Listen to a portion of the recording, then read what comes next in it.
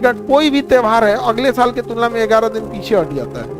11-12 दिन क्या हो जाएगा, पीछे हट जाएगा। और इसे कंटिन्यू पीछे हटाया जाए तो महीने बदल जाएगा त्योहार का। इसलिए जो शक संवत है जिस पर हिंदू धर्म के त्योहार आधारित है, वो हर साल जो तीन साल के बाद वो लगभग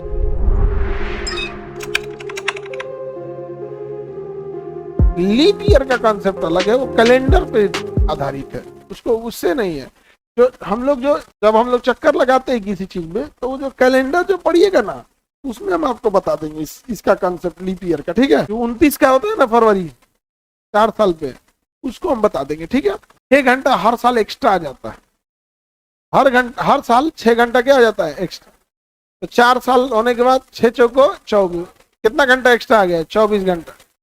अगर हम इसे जोड़ेंगे नहीं तो हम तो कुछ साल बाद हमारा वास्तविक स्थिति और जो कैलेंडर स्थिति अंतर आ जाएगा।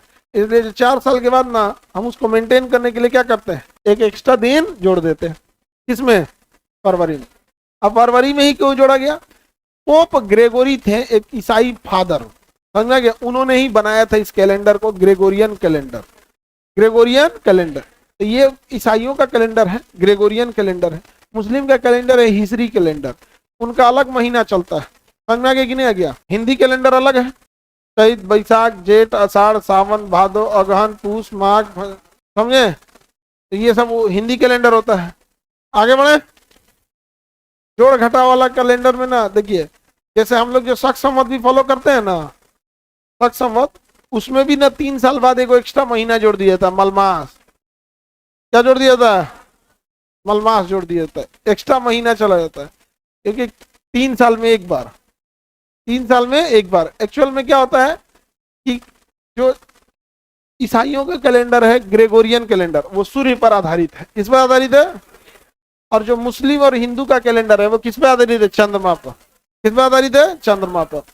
अब ये क्या होता है, हर साल 11 दिन कम हो जाता है, लगभग हर साल क्या होता है 11 दिन, क्योंकि चंद्रमा 30 दिन का नहीं होता है, वो 28 दिन का होगा। कितने दिन का होगा, 28 दिन में एक चक्कर मार देगा। तो हर महीने 2 दिन कम हो रहा है, तो किसी दिन 28, किसी दिन 29, 28 29 ऐसे होगा, तो 11 दिन कम होते जाता है।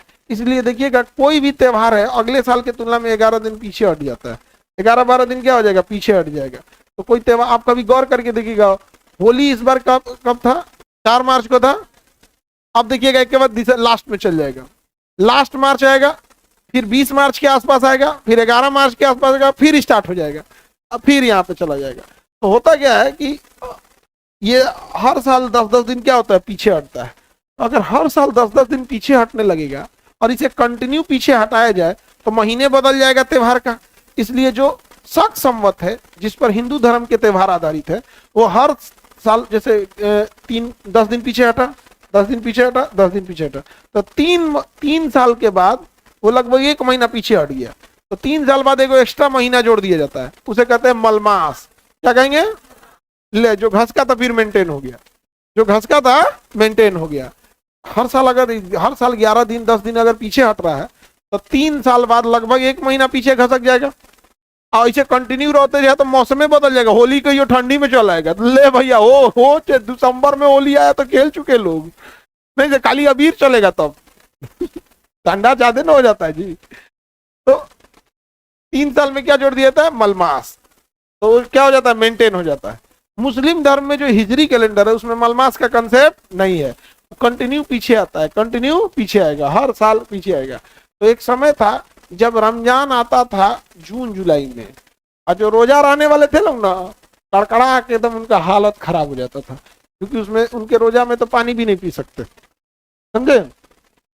जो पानी नहीं पी सकते हैं, तो जो जून जुलाई में रहेगा अब पानी नहीं पी सकते हैं तो हालत खराब हो जाएगा। और अभी घसक के अभी कहाँ आ गया, फरवरी में आ गया। अब रमजान कब चालू हो जाता है, फरवरी से ही रमजान स्टार्ट हो जाता है, अगले महीने तो और जल्दी स्टार्ट होगी, इस बार तो और खसक जाएगा।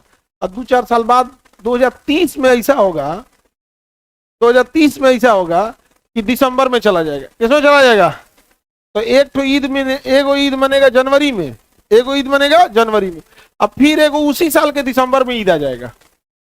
2030 या 31 में ऐसा हो जाएगा, 21 साल में 2 त्योहार आ जाएगा, क्योंकि बार बार पीछे खसक रहा है, समझे। ये कैलेंडर का चीज है।